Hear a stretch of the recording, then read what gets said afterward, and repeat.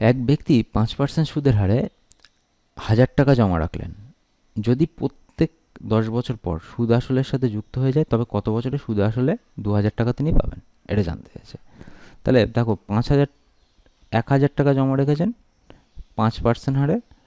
এবার প্রত্যেক 10 বছরে সুদ আসলের সাথে যুক্ত হবে, তাহলে 10 বছরের সুদ কত হচ্ছে আমরা আগে বের করে নেবো। 1,000 টাকা 10 বছরের সুদ 5% হারে সুদ, তাহলে কত হচ্ছে আমাদের 500 টাকা। তাহলে আমাদের আসল ছিল 100 টাকা, 100 টাকার সাথে যোগ হয়ে গেল 100 যোগ 500, তাহলে কত হচ্ছে 1,500 টাকা। এবার দেখো, এবার বলেছে এই 1,500 টাকাটা আবার ওপর আবার 5% হারে সরল সুদ হবে, আর 10 বছর বাদে যুক্ত হবে। কিন্তু আমাকে যেতে হবে কত অবধি, তিনি কোথায় গিয়ে 2,000 টাকা সুদ পাচ্ছেন সেটা জানতে হবে। তাহলে 1,500 টাকায় 10 বছরে নিশ্চয়ই 500 টাকা সুদ দেবে না, তার বেশি হবে সুদটা। তাই জন্য আমরা 1,500 টাকার 1 বছরের সুদটাকে আমরা হিসেব করে নিয়েছি। 1,500 টাকার 1 বছরের সুদ, 1 বছরের সুদ 5% হারে কত হচ্ছে সেটা আমরা দেখে নিই।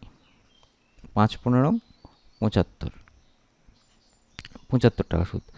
দেখো, 1 বছরে যদি 75 টাকা সুদ হয়, তাহলে আমাকে 2,000 টাকায় যেতে হবে। 2,000 টাকায় যেতে গেলে কত, 500 টাকা পড়ে রয়েছে। 1,500 টাকা তো আমার হয়েই গেছে টোটাল। আর সুদে আসলে এখানে কত হবে, 2,000 টাকা। তাহলে 500 টাকা পড়ে থাকবে। তাহলে 500/75, তাহলে কত হচ্ছে, কাটাকুটি করলে পাবো। আচ্ছা, এখান থেকে কাটাকুটি করলে করে দিই ডাইরেক্ট। এখান থেকে যদি কাটাকুটি করে দিই পাবো হচ্ছে 3, আর এখানে হচ্ছে 20, তাহলে হচ্ছে 20/3। আর এখানে কত বছর ছিল, 10 বছর ছিল তো, তাহলে এই দুটো যোগ হয়ে যাবে। তাহলে মোট বছর, মোট বছর, আগে 10 বছর সময় লেগেছিল, আর এখানে কত সময় লাগবে, 500 টাকা যেহেতু সুদ পাবে 75 টাকা করে। দেখো, আমরা মোট সুদকে 1 বছরের সুদ দিয়ে ভাগ করে দিয়েছি। তাহলে কী হবে, বছরের সংখ্যা পেয়ে যাব। 1 বছরের সুদ এত, 500 টাকা হবে কত বছরের সুদ, এটাই আর কি বের করেছি।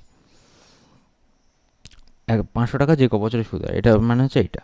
তাহলে মোট বছর হবে কত, 10+20/3 সমান সমান 3 হচ্ছে লসাগু, 30+20 মানে হচ্ছে 50/3।